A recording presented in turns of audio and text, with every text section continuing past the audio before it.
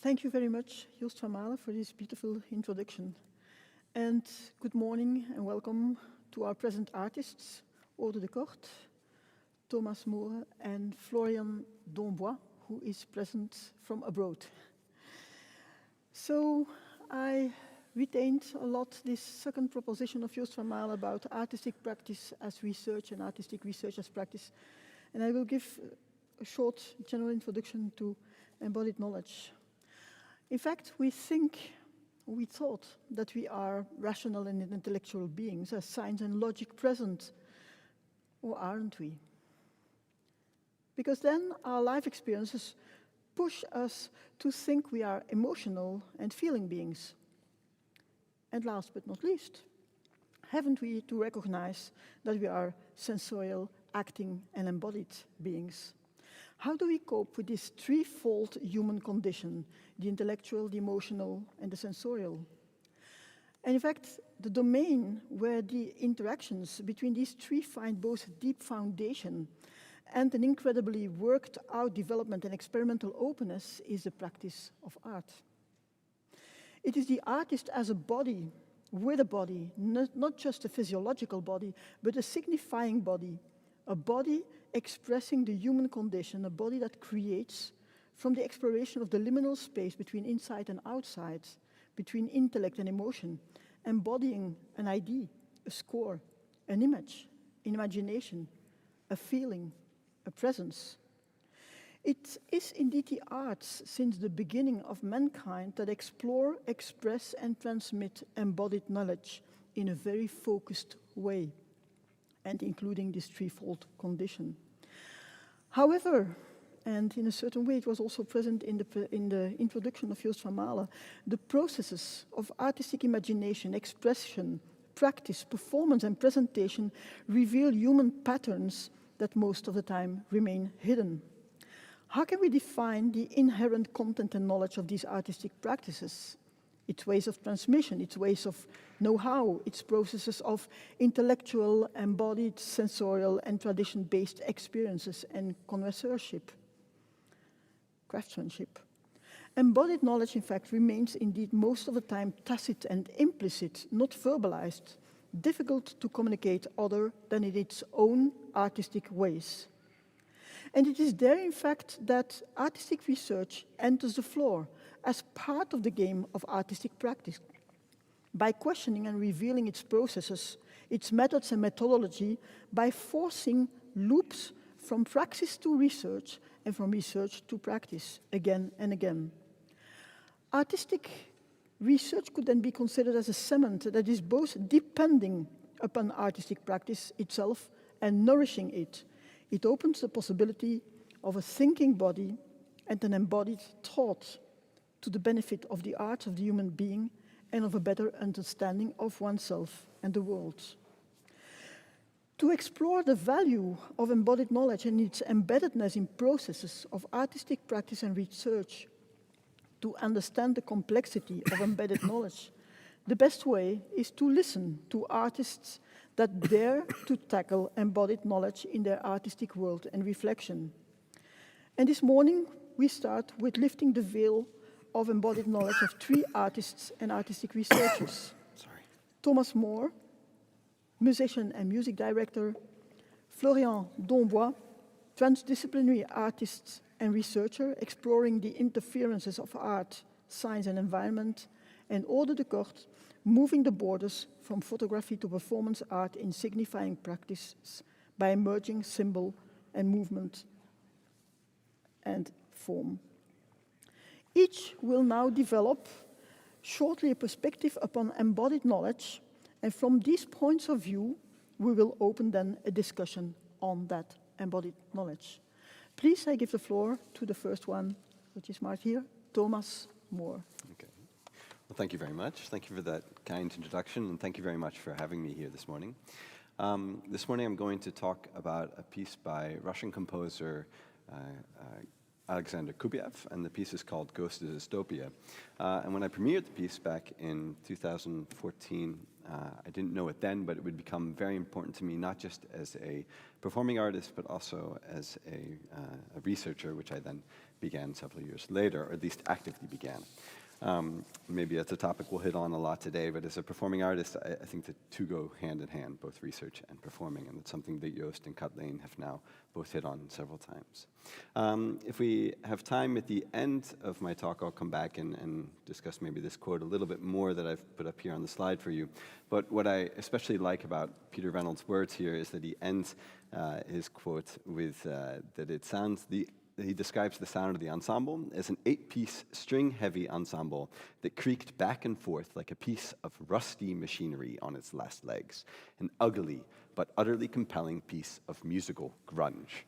And this, I think, very much describes the piece that I'm going to talk about now in the coming 10 minutes or so. So in this talk, I will first talk about Kubiev's original score, and especially his notation for the conductor, which is the part that I played here. You can see me here in a couple photos performing the piece in Vienna. And then I will talk a little bit about my own methodology in researching the piece, but especially the dramatic story that results from that methodology. And then finally, I'll conclude with 3 detectable criteria for utilizing specifically a conductor as the soloist in this piece. All right, so first, the nuts and bolts. As you can see in this picture, the piece has been orchestrated for piano, percussion, guitar, flute, clarinet, violin, cello, and then augmented conductor. The conductor has been augmented with 16 plastic boxes that are tied to each of the 10 fingers, the elbows, knees, and toes. I have to be careful because I'm working with my son right now on heads, shoulders, knees, and toes. So it's fingers, elbows, knees, and toes that are then connected to these 16 plastic boxes that then scrape over glass plates, which create these grungy musical sounds and the multiphonics that Reynolds was talking about. Right here, what you can see now on the slide is a section of the conductor's specific part. On the top of it, because I sort of zoomed in and I took a screenshot of this, you can see a little bit of the piano's part on that, so there's no pedal for the conductor. But as you can see here, there are 16 lines specifically for the conductor. So we see the sort of like piano fingering, 5, 4, 3, 2, 1, and then 1, 2, 3, 4, 5 for the fingers. Then you see elbows, knees, and ankles, so it's not toes, it is ankles, excuse me. And this part sort of looks like, if you perform it, looks like left elbow, right knee, right elbow, left knee, left elbow, first finger right hand, first finger left hand. It's much more difficult to talk about it than it is actually to perform it. And normally I'm standing when I'm performing the piece too. But you sort of get an idea of Kubiev's score. Now it looks like this for the first 56 measures of the piece. And then in the 57th measure, it switches to this style notation. And what's important about this is that we now switch from the 5 fingers and elbows moving independently. Now you see in measure 58 that the hands and the elbows are now going to be moving as one organized instrument. And the knees and the ankles then remain independent. And we start here to see that the soloist shifts into a conductor, because these movements, if you look at the last 3 beats of the measure that you can see here, sort of look like downbeats and upbeats to an audience at least that would understand what they're looking at, or who is assuming that the soloist is a conductor. All right, so I think that's pretty much the part of the score I want to show you now. So I'd like to jump over and explain a little bit of my analysis methodology. Now after Joost's introduction of turning the logos to togos, maybe I should change that as well. So this piece I analyzed within the context of my own PhD research in Antwerp, where I'm looking at the artistic and socioeconomic motivations that composers and artistic directors use when employing a conductor. And so the title of my own research is Redefining the Conductor's Role in New Music, and especially new music that's being performed by ensembles doing integrated concerts. So role is really important to me.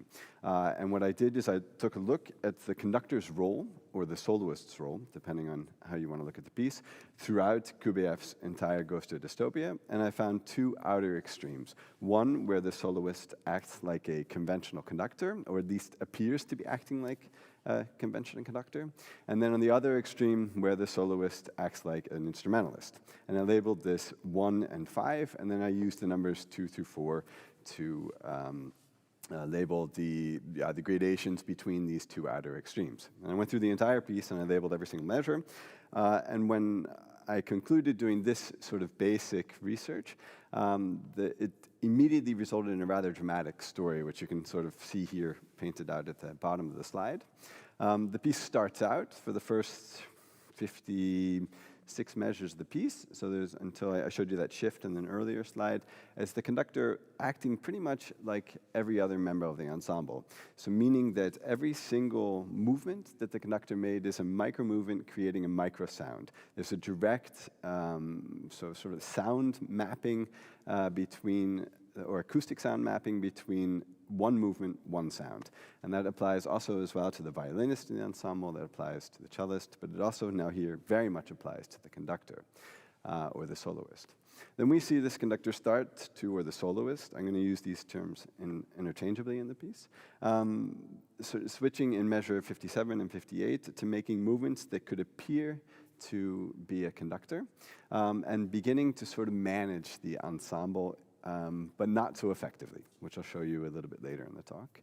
Finally, in the third part of the piece, after the conductor's or the soloist's cadenza, the conductor begins to brutally dictate what the ensemble should play, or at least again appears to brutally dictate what the ensemble should play, using at first very conventional conducting gestures, and in the end using minimal gestures to create maximum sound effects, which I'll show you a little bit in a video as well. At the end of the piece, the composer asks the percussionist to create a muted gong slap with using chains, metal chains on the gong, which creates an amazing sound. But then, at this point, the conductor is in a sort of like a Christ-like pose up on the cross at the end of the piece, and we freeze in this sound that suddenly ends. It's incredibly loud, but it also dies very quickly. And in Kubrieff's own word, this begs the question that has the conductor now been killed, or has it become a god? And if it has been killed, is it society that's killed them, or is it something else? At the beginning of the talk, I think I mentioned that the composer is Russian, so this might explain a little bit of this story as well. Let's move a little bit further in the piece, and we'll dive into the score itself. So this, what you see here, is a part of the very complex notation that Kubrieff uses in the first section. So I showed you a little bit of these measures in just the conductor's part, but now we can see the rest of the ensemble. So I talked about this acoustic sound mapping at the beginning, and certainly the first couple measures, it's very clear who's playing what. As Reynolds described, though, it is a grungy multiphonic that's heard, and the entire ensemble has been prepared in such a fashion that they all make sounds that are extremely similar to each other. So when we get into this sort of complex rhythm that you see here, there begins this sort of game of who's doing what to appear. So now we've moved from a soloist who's very clearly making sounds into someone who's sort of shifted, and we're not really sure who's doing what. I'd like to play a small section of that for you.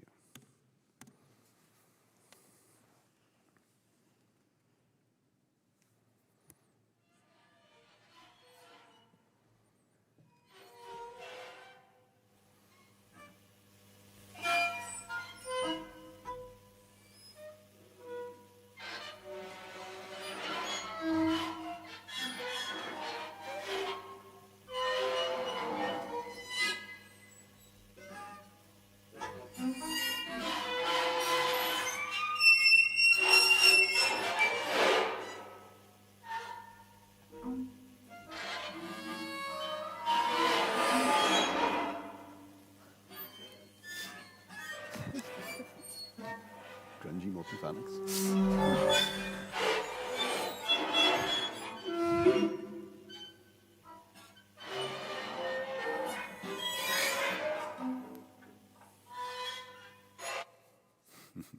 All right, so the other panelists are laughing. These are indeed very Gungy multiphonics. This was not our ensemble performing the premiere of the 2015 revised version at the Gaudiamus Music Week in Utrecht. All right, let's take a look at the second section. So what we see here is where again, this notation where the conductor starts to make, or the soloist starts to make conducting-like movements, and that's circled in red, and then circled in blue is the rest of the ensemble. What I think is quite clear is that they don't happen at the same time. So now we have this soloist trying to be a conductor who's making movements that could be considered by the public to be conducting gestures, and nobody's reacting to them. This is maybe some conductors can sort of understand this feeling as making gestures and nobody's looking, but here we actually have it happen. And then in the blue, we see the rest of the ensemble performing completely in unison. So these are the two, this is this concept of the second section, is that the conductor makes gestures that and sounds from its own instrument, but the ensemble then responds, but in a sort of call and response style thing. So I think that's all I wanted to say about this page. Yeah. Yeah, so let's quickly take a look at this. This is again Nada playing at the Gaudiamus Music Week.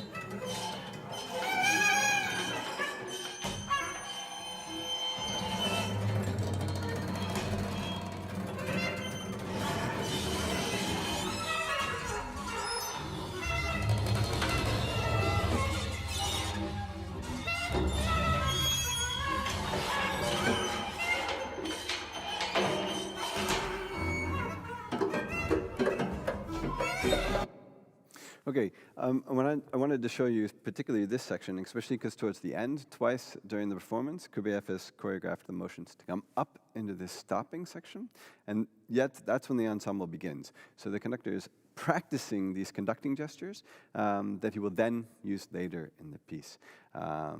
What's also important about this section is if you were to close your eyes and listen to it again, I think it would be quite difficult to discern who was playing what, whether it was the conductor or the ensemble, because the sounds are so similar.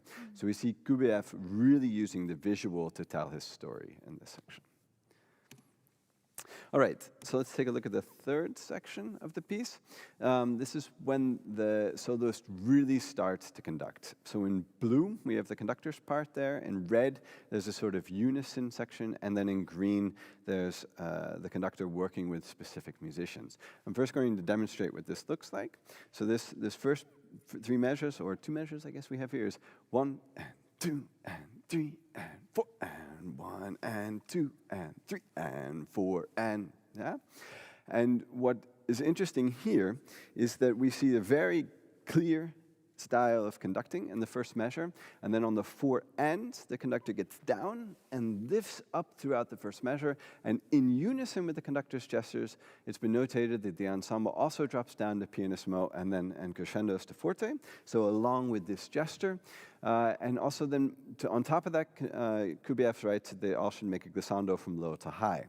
And this sort of strengthens this direct control that the conductor appears to have over the ensemble, because he's conducting in a very clear pattern, and all of a sudden, when he drops down to piano, the ensemble does as well, and also comes up to fortissimo.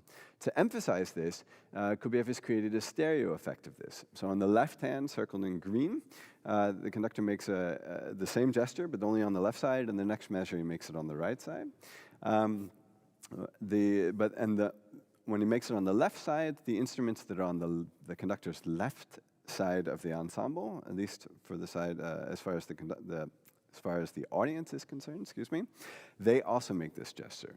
And then on the right side, the instruments on the right side make it, emphasizing the direct control that the soloist now appears to have over the entire ensemble. And I keep using this word appear because every single gesture that the conductor makes has been choreographed, has been written in extreme detail for the soloist who's performing the conductor's part. Kubeyev once, when I asked him about this, he said, well, the more freedom I want to the audience to perceive that the soloists have, in fact, the more control I take from him. So there's also this, begs this question of hierarchy and begs this question of who, in fact, is the dictator. So let's quickly take a look at this section. It's going to end with when I mentioned the minimal movement for maximum effect.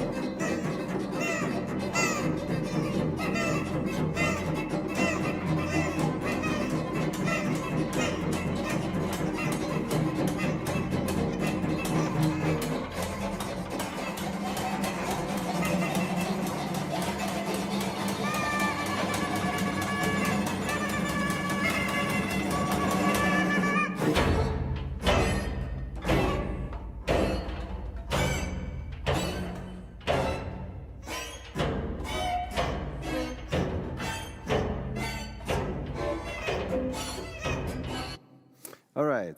I see that I'm over time, so I'll just briefly conclude with these three criteria for why we need a conductor. Why Kubeyev specifically used a conductor as a soloist. And the first are economic reasons. When we consider economy in the broadest sense of the word, we can say that economy is how a specific society, an ensemble in this case, uses its resources. We can also say in Paul Verhagen's words that an ensemble or an audience that watches new music understands that there are specific key words and key gestures. So this conductor using key gestures and key words to communicate a specific message, that brings meaning to this piece.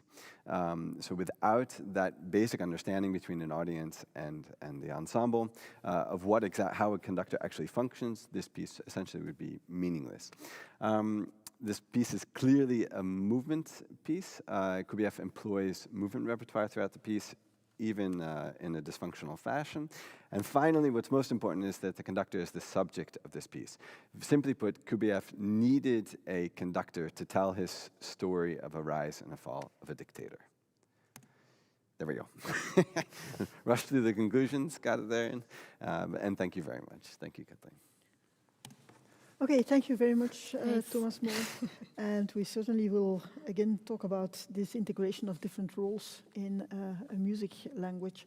Okay, let's give the floor to Florian Dombois. Yeah, thank you. Hello, I hope you hear me. Raise your hand. It's okay, I'm fine. Thanks for the invitation, and I apologize for all the hassle that I'm not physically there. I really wanted to come. Klaus Tindemann asked me to speak a bit about rehearsal as an artistic method, and now I'm kind of in between. I will only talk, let's say. So I will kind of speak here. I will show no images, and I'm living in between real-time Zoom and kind of delayed streaming because I'm watching your presentation on YouTube. And I like this kind of in-between space. And just for our entertainment, since I will now only talk, I started to roller skate. So I will kind of rehearse my roller skating while speaking, just for having something else going on. So I'm not from theater. So my background is actually from visual arts, and I'm doing a lot of sound arts. And as Kathleen has mentioned, I'm a professor for transdisciplinarity here in Zurich. And I have to write a lot of project applications for science foundations. And one of my concerns is actually, I'm not very good at roller skating. One of my concerns is how can I design an artistic research project that involves artists? and have them on the payroll for 4 years. So we all know when you write an application, you need to describe what you want to do. And how can I describe the future without constraining it too much or without killing the surprise? So I think probably every artist knows this problem. When you describe the coming artwork too much, it's very often that it fails. So I try to be not too precise, I don't want to describe too precise what the things that are come. So how can I deliver something? And how can I not, sorry.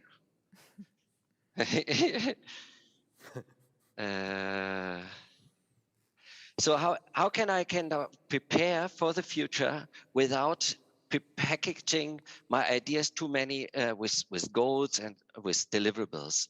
So actually, I'm not too convinced of themes. So with my research, I don't want to study themes, and I'm actually also not very good in knowledge production, because I think actually, and I would like to raise that issue here, knowledge production is a trap for us. Knowledge, I'm not sure if I'm really producing knowledge. What I want to do with my research is I want to contribute to the field of the arts. I want to see research as a social practice of peers that deliver to the field that they share. So in our case, you could say maybe artistic research is about how to develop art and the field of art more than how we can deliver our knowledge to the academic field in whatever form it is suited. So coming back to the question of the artistic working mode, how can we deal with the application process when the research funding body is asking us to describe what we want to do? And since there's a lot of money involved, I think they're right. So to ask us for a precision of the future. And I want to give you one kind of specific example, an artistic project I'm working on at the moment. I'm working on kites that I fly on long piano strings. So you can imagine you have this kite flying in the air, but you're using not a normal string to bring down, but a musical string, a piano string. And then I feed this string into a ground instrument.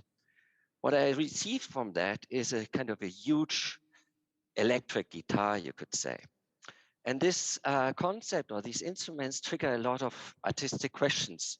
So one is surely the question of sound qualities. How can you play with a kind of 50-meter long piano instrument that is controlled by the wind?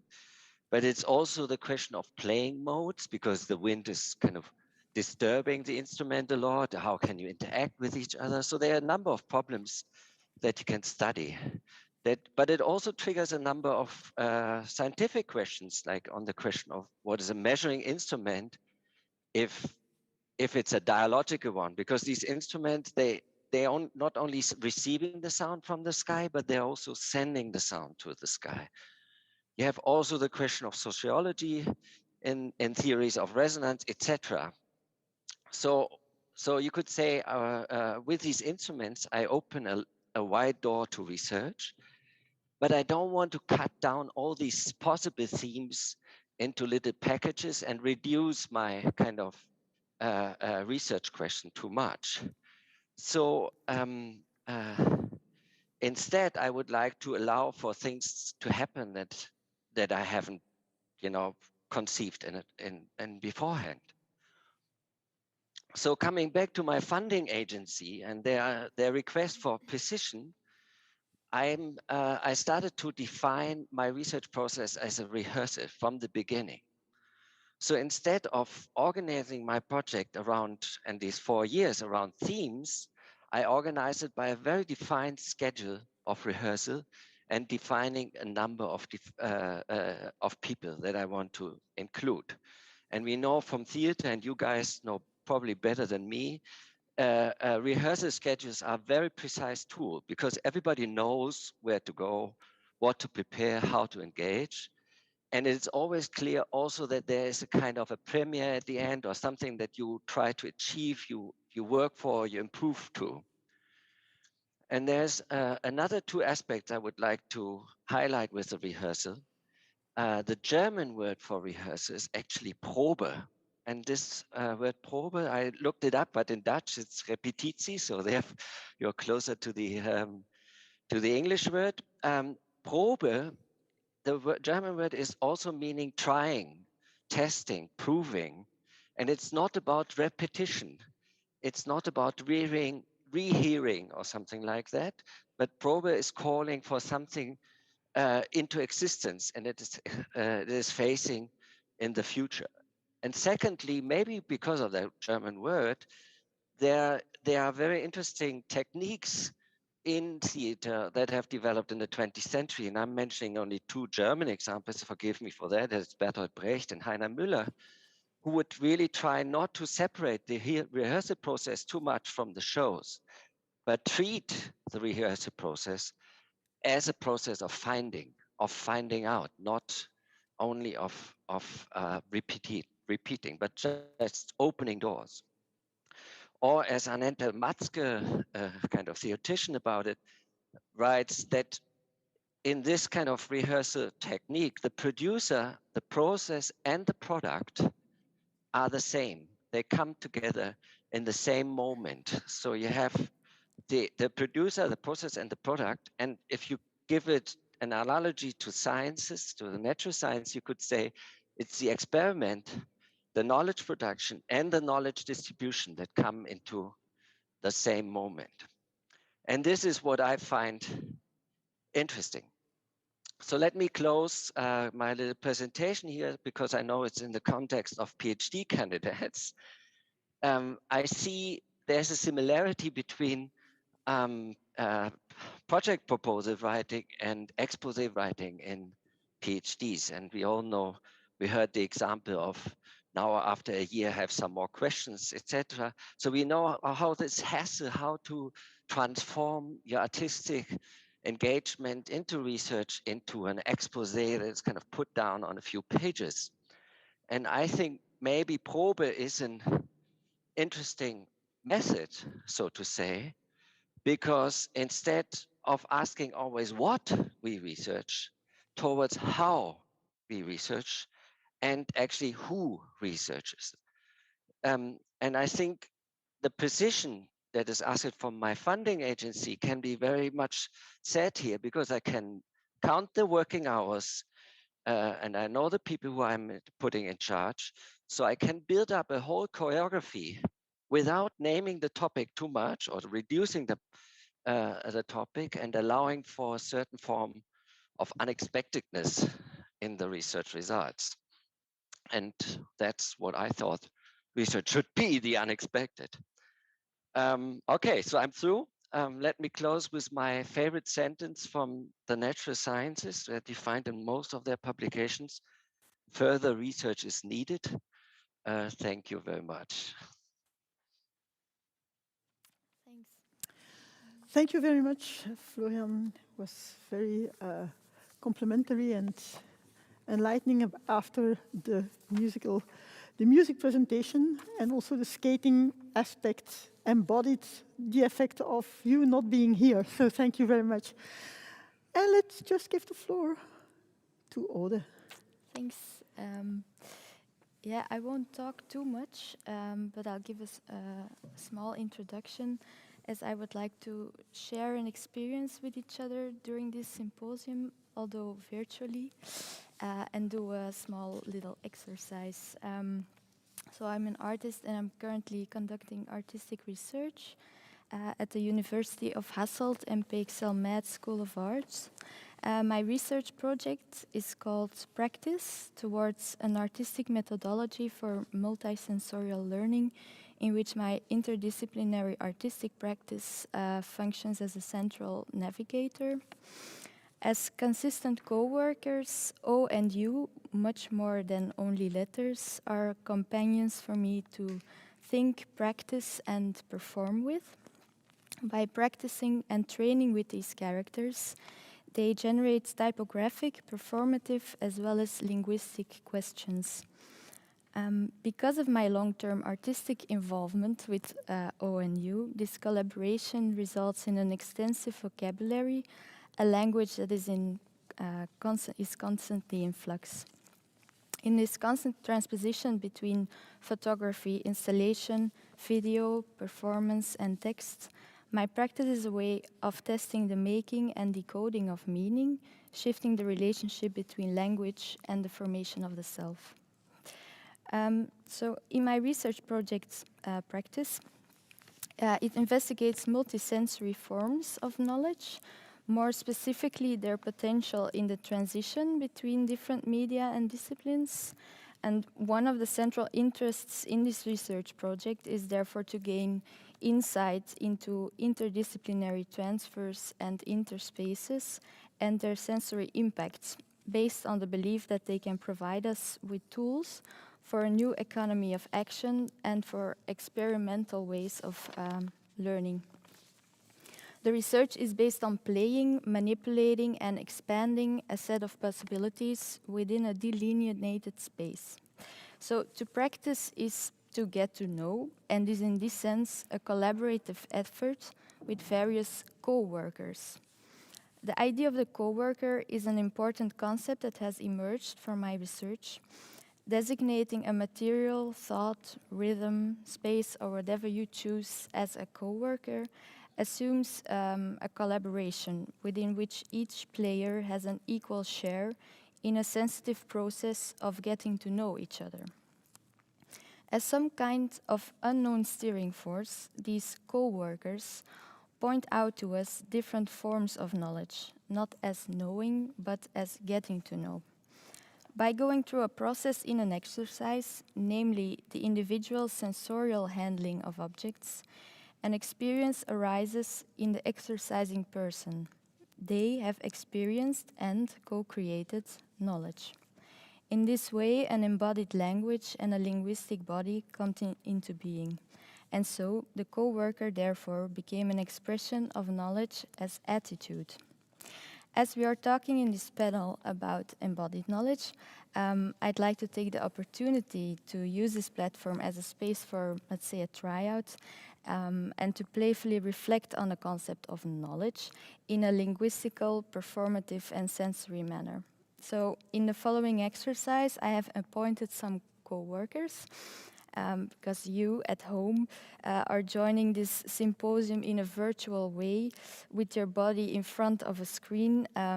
I'd like to use the parameters of the situation as a way to make this exercise together. So the imagery you will see comes from an artist book that I've written in 2019 called OOUU, mostly consisting of O's and U's.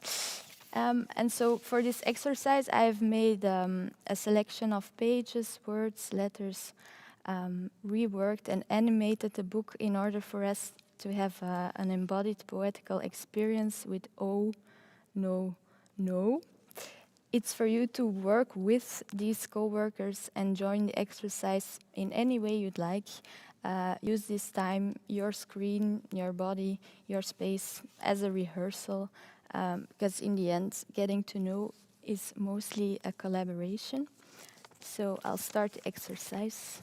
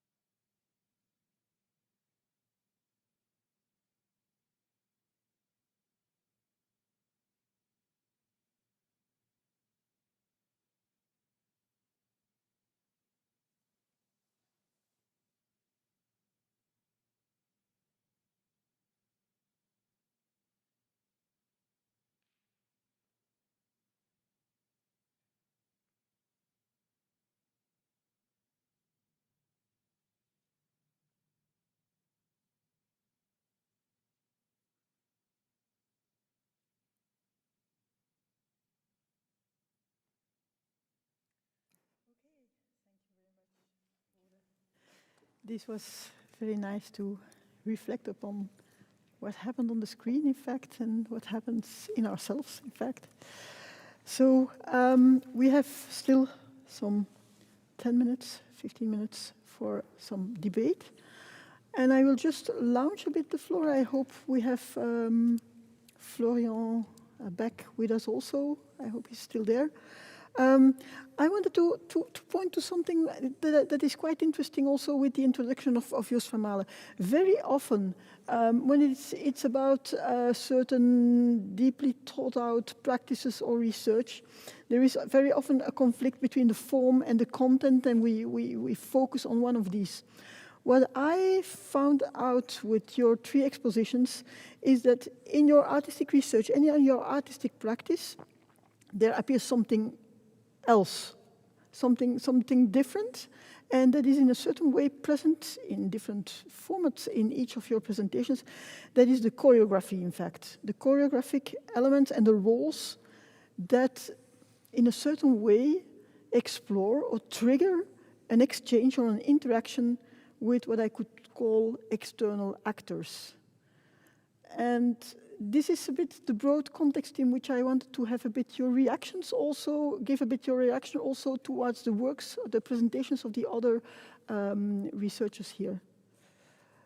I see Ode is yes. nodding, so Ode, maybe you can immediately launch your reflections. Yeah, you're saying many things, of course, but I was reflecting on this thing you see going through the 3 presentations and how it's some kind of choreography. I think it has a lot to do with pointing out some parameters and creating a context and a situation in which you can interact, and maybe that's a way of creating a method. I don't know. Yes. Yeah. I need to think some more before I respond. This idea of choreography is obviously, I think, extremely important in performance. I mean, the Florian's presentation while he was roller skating also creates this very interesting link between what he was talking about between probe and an actual performance, and how by continually trying things out that we create this sense with this connection with a third actor. It's this concept of research and art, and whether or not there needs to be a line. Is that part of your question that you're asking, or is it? In which sense do you mean the line? Well, where the placement of choreography within this, is it perhaps a triangle? Is that what you're considering? What I remarked in all your works, that there is a playfulness of a kind of choreography that is at the same time, it's directed in a certain way, but it has also an openness.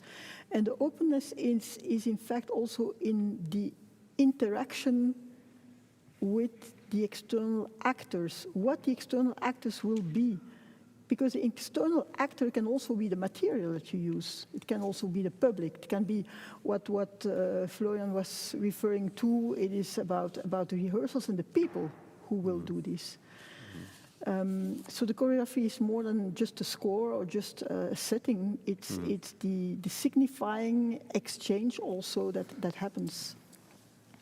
Okay. Maybe. Oh yeah, go ahead, Florian, please. Yeah, I think we started from embodied knowledge, and I think this term suggests that it is something spatial. So the embodied knowledge is somewhere, you can see it, and we all 3 were kind of rattling that on that concept. And when you say choreography, then it's directing towards temporal aspects, somehow kind of pulling the things into the temporality, and I saw it in all our 3 thrives. And I would say that when you say talking about external actors, I think that's a very crucial point where I hope for artistic research to allow for a shift. I'm really happy with this kind of transdisciplinary cooperation between arts and sciences. That's really great for some respect. We heard about it, but I think it should be also possible to have a research within our own field. So then these external actors are other directors, other writers, other composers, other visual artists. And in that moment, when you start to relate to the peers of your own field, then maybe the idea of knowledge is not very crucial anymore, because amongst practice and artists, the discussion about knowledge is is not very present. You talk about a lot of things, but you don't talk about these things. So maybe choreography allows for this, laying out a thing that seems to be in a little box, the embodied knowledge that is kind of tangible, touchable, on a certain spot, and can kind of be challenged by the temporality of research. And I think here comes something in that we have to be careful when we address the sciences, because the sciences themselves are also quite complex. So there is not one knowledge in the sciences. As theologists would not agree with the physicists on their knowledge, or with the sociologists. So there is this multiplicity. It's also this temporality, what I mentioned with further research is needed. So every kind of scientific research is a temporal process, etc. So maybe we shift in this other direction, or this other aspect. This idea of choreography being temporal is interesting. It's also this idea of choreography shifting, or the idea of performance ritual, but then performance ritual towards ourselves. So that like everybody expects, when you see an ensemble, a specific event to occur. When we used to enter theaters and perform concerts. But everybody, when he was talking about as well, everybody expects a specific grant application to be written in a fashion, because we're sharing hopefully unexpected results with, or trying to create a platform for unexpected results. And I think that's similar to also what you're doing with this specific exercise that you asked us to do. Which were we supposed to speak along this time, or people at home? You could have. We could have. Yeah. Which is, I'm sorry, I almost started to. But also choreography, though the trouble with that I have with, I don't have any problems with this word, but within this context, the choreography is especially in my own performance practice, it's when my moves are being dictated. Whether I've dictated them, or a third person is dictated, or the audience is dictated, that means that there's some prearranged set of motions that I have to make. And so it means something very important for my own practice, whether or not that's been choreographed in the sense that I have to conduct a specific measure, that a 4/4 goes into a 3/4 goes into a 5/8, that there's a specific meter that has to be conducted. But there is the choreography doesn't, I'm not sure that it is I mean, it certainly is something that needs to be researched and can be researched, but I'm not sure. That was why I asked put the question back, because I wasn't quite sure how it fits in with the talk. Yeah, it's very interesting to come to this temporality, of course. And then if you look at, well, let's go on with this word of choreography. In the choreography, there is still the graphy in it, the graphic element in it. And then, of course, if we see the choreography of a piece of music, there is a choreography that is discursive, that is graphic, that is, well, you showed also the score. You decided when the O comes, when the U comes, when the no comes. So there is a defined choreography. And then maybe my next question, and also to Florian, is, so the choreography is in a certain way is discursive. It has a certain language, it has a certain built-up process. And in what way, then, is it also experiential? Because that is, in fact, what is the embodied knowledge also. That is that the choreography, when it's in an artistic practice, it's something that becomes not only discursive, that is not only something which is symbolic, but that becomes experience, that becomes part of embodied sensorial knowledge, emotional reactions, personal reactions to it. Yeah, I think that's why you make work to test something out, not necessarily to have it there as like a material or as a presence, but to test out an experience or a reflection. And in that sense, for example, I can decide when an O is literally on the page, in which rhythm it comes, but which rhythm it takes in the mind or in a body maybe, or I'm also curious to see what comes from that, or maybe only imagine. And what happens if you look twice or 3 times to your work? Yeah, this is only the second time I've watched it. It's So- also my second time because I watched it yesterday yes. evening. So it was strange when I saw it now. I had already other reactions. Yeah, it's much more slow the second time I've watched it. Yeah, and it's also, I mean, yeah, you're all sitting here watching to the screen and being very silent because we are so aware that we're on our chairs and we are being filmed, and so yeah, there's many factors in play now how to. And then we come to the next problem that has been mentioned by Florian. That is, if we're talking about artistic research, we talk also about communicating something about this reflection, this research, this process. How to bring then that experiential knowledge, which was in a certain way also discursive at the beginning, which was kind of score or something that is laid out, even in the projects that Florian describes. How to bring then that experiential knowledge, how to communicate that to different public, be it the artists, like Florian said, an inside group of research within our field.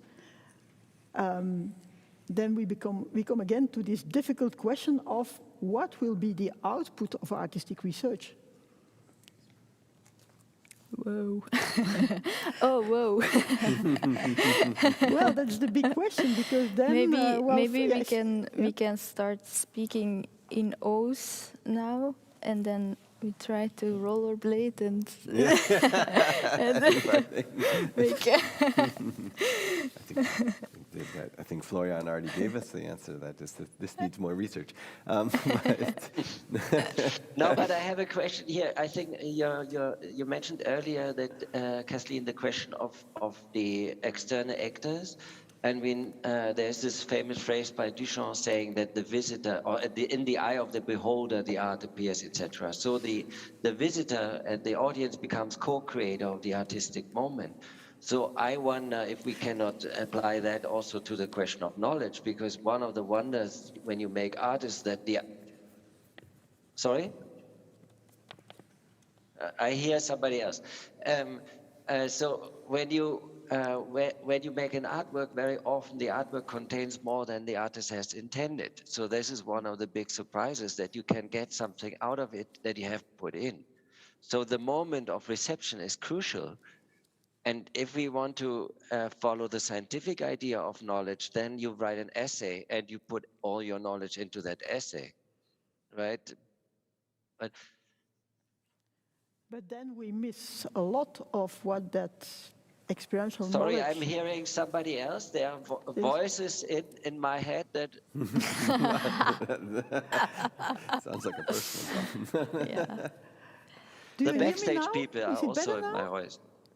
Is it Sorry. better now? No problem. Maybe it's But backstage. I think it's not just about the essay, just the sort of, I mean, yes, I mean, we in the end, whether it's an essay, whether it's a podcast, whether it's a concert, however or a book or a film or whatever, however we decide to show the output of our intermediate research, I think we all hope that our research then creates, like Joost said, creates more questions. That I hope at the end that when I reach the end of this 4-year study, that I've been able to come up with a temporary new definition of what a conductor today is, but I hope that the composers who write the pieces for that role then totally change it.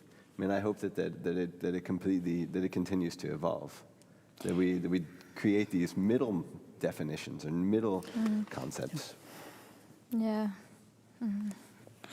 Because also there's something so paradoxical in like doing a work or wanting to know something or at least get closer to something, but then also not wanting to know too much or to finally understand or have the results. I think it's like you say, like this in between in between stations and directories of how to navigate and then on the way pick up things that create new things, but not necessarily arriving somewhere. Yeah, the never-ending quest of the artist, in fact. But also of life, of being human, I think.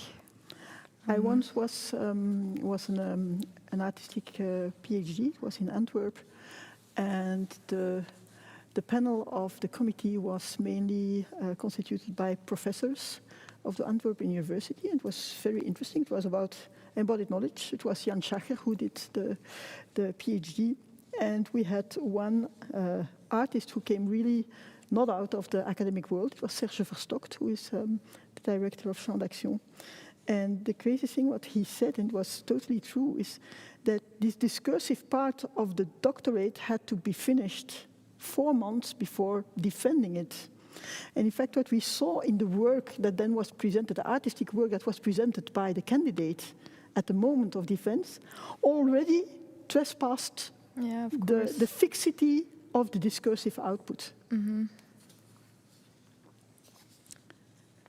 Florian, do you have still some thoughts about this middle definition also that was mentioned very interestingly by Ode? I have to apologize because I hear the backstage people all the time talking while you talk. So I lost track of the last 5 minutes because I couldn't follow it. There were too many voices going on. Can you repeat the question?